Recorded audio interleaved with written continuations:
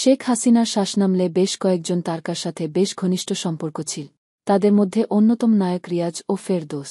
কোটা আন্দোলনের শিক্ষার্থীদের একদফা দাবির মুখে পদত্যাগ করে দেশ ছেড়ে পালিয়ে যান প্রধানমন্ত্রী শেখ হাসিনা। এরপর ক্ষমতার পালাবদলে পরিবর্তন হতে দেখা যাচ্ছে অনেক কিছুই। গত সরকারের আমলে সুবিধাভোগীদের মধ্যে বিনোদন জগতের তারকাদের সংখ্যাও কম নয়। এ তালিকা বেশ লম্বা। তাদের নিয়মিতই সরকারের তোষামোদি করতে দেখা যেত। অনেক শিল্পী বৈষম্যবিরোধী ছাত্র আন্দোলনে অন্য শিল্পীদের সরকারের পক্ষে অবস্থান নেওয়ারও আহ্বান জানান তারা। এখন সরকারের এ পালাবদলে তারা কোথায়, তাদের খ্যাত জানতে অনেকেই উদ্গ্রীব হয়ে আছেন। অনেকেই বলছেন দেশ ছেড়ে পালিয়েছেন। বর্তমান অবস্থান জানতে যোগাযোগ করার চেষ্টা করা হলেও সবার মোবাইল ফোন বন্ধ পাওয়া গেছে। ফেরদৌস সর্বশেষ নির্বাচনে ঢাকা 10 আসন থেকে নির্বাচিত হয়েছিলেন। কিন্তু বৈষম্যবিরোধী ছাত্র আন্দোলনে শিক্ষার্থীদের বিপক্ষে অবস্থান নিতে দেখা যায় এ সংসদস্য। এমনকি শিল্পীদের সরকারের পক্ষে অবস্থান নেওয়ার আহ্বান জানান তিনি। এদিকে শেখ হাসিনা সরকারের পতনের আগে বিটিভি পরিদর্শনে গিয়েও সমালোচিত হন এ অভিনেতা। সরকার পতনের পর থেকেই ফেরদৌসের কোনো খ্যাজ পাওয়া যাচ্ছে না। ঘনিষ্ঠজনদের সঙ্গে কথা বলে জানা গেছে, দেশেই আত্মগোপনে আছেন ফেরদৌস। এক সময়ের বেশ জনপ্রিয় নায়ক ছিলেন রিয়া। বৈষম্যবিরোধী ছাত্র আন্দোলনে সরকারের পক্ষে থাকতে শিল্পীদের আহ্বান জানান এ নায়ক। আওয়ামী রাজনীতিতেই বিশ্বাসী ছিলেন। সরকারের পক্ষে বেশ সক্রিয় কর্মী ছিলেন তিনি। হাসিনার দেশ ত্যাগের পর থেকেই তিনিও আত্মগোপনে রয়েছেন। সূত্রের তথ্যমতে এখনও দেশেই আছেন রিয়া।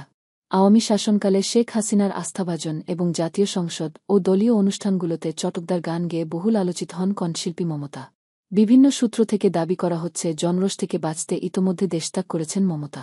আবার বলা হচ্ছে বিদেশ পালাতে ব্যর্থ হয়ে দেশেই আত্মগোপন করেছেন তিনি, বিদেশ পাড়ি দেওয়ার চেষ্টায় রয়েছে। উল্লেখ্য, গত জাতীয় সংসদ নির্বাচনে মানিকগঞ্জ 2 আসনে নৌকার টিকিট পেয়েও স্বতন্ত্র প্রার্থীর কাছে কুপোকাত হন মমতাজ বেগম। তার বিরুদ্ধে স্বেচ্ছাচারিতা, আত্মীকরণ ও পদবাণিজ্য, বিতর্কিত ব্যক্তিদের আশ্রয় প্রশ্রয় দেওয়ার অভিযোগ রয়েছে। অভিনেত্রী শমী কায়সার অবশ্য এখন অভিনয় নেই। ব্যবসা ও রাজনীতি নিয়েই ব্যস্ত ছিলেন গত কয়েক বছর। আওয়ামী রাজনীতির সঙ্গে সরাসরি সম্পৃক্ত তিনি। বিটিভি পোড়ানোর ঘটনার পর পরিদর্শন দলে তিনি ছিলেন একজন। মায়াকান্না করেছেন বিটিভির জন্য। দেশের ক্রান্তিকালেও গেয়েছেন সরকারের গুণগা। সরকারের পতন ও শেখ হাসিনার পলায়নের পর শমী কায়সারও চলে গেছেন আত্মগোপন।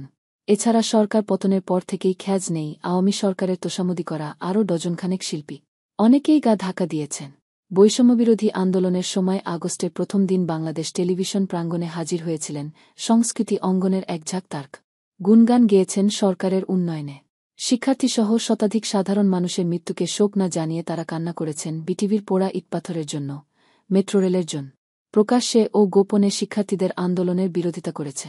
এদের মধ্যে রয়েছেন অভিনয়শিল্পী সুজাতা, অঞ্জনা, অরুণা বিশ্বাস, নিপুণ, তানভিন সুইটি, আজিজুল হাকিম, রোকেয়া প্রাচী, হৃদি হক, জ্যোতিকা জ্যোতি, সাজু খাদেম, সোহানা সাবা, চন্দন রেজা, সঙ্গীতশিল্পী শুভ্রদেব, পরিচালক মুশফিকুর রহমান গুলজার, এস এ হক অলিক, প্রযোজক খোরশেদ আলম খাসরুসহ আরও অনেক। শেখ হাসিনার পতনের ঝুঁকিতে আছেন, এমনটা টের পেয়ে এদের প্রায় প্রত্যেকেই আছেন আত্মগোপন।